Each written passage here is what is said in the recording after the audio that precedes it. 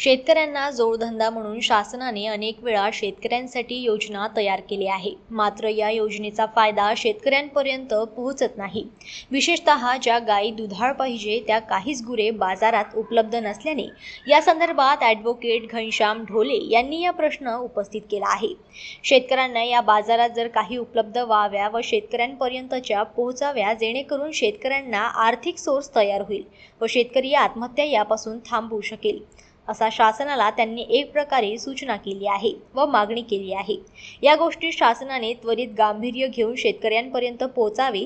राज्य सरकार, केंद्र सरकार राज्यात अनेक योजना राबवत आहे. यात लाडकी बहीण योजना व इतर योजनांसारख्या योजना सरकारने सुरू केली आहे. सरकारने शेतकऱ्यांकरिता अनेक योजना सुरू केली आहे.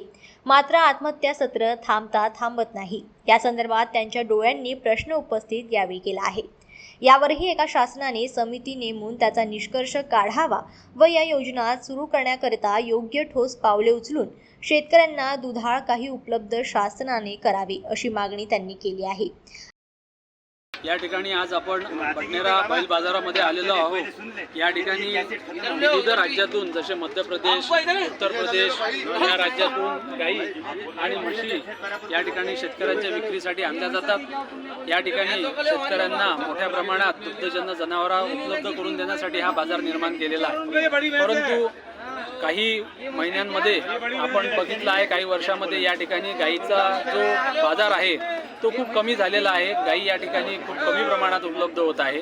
याकडे शासनाने लक्ष द्यावं आणि मोठ्या प्रमाणात शेतकऱ्यांना गाई उपलब्ध करून द्याव्यात, जेणेकरून शेतकऱ्यांना दुग्धजन्य जनावरं उपलब्ध होतील आणि शेतकऱ्यांच्या आत्महत्या रोखण्यामध्ये एक चांगला उपायसुद्धा होईल. त्यांना एक जोडधंदासुद्धा मिळेल.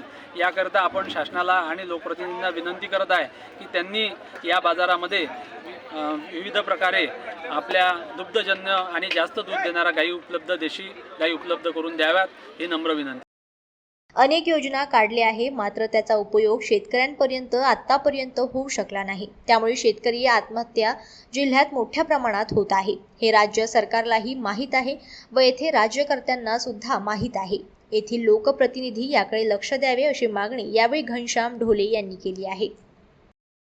जनमत लाईव्ह न्यूजसाठी अमरावतीमधून राजेश्वर घोरमाळे यांची रिपोर्ट.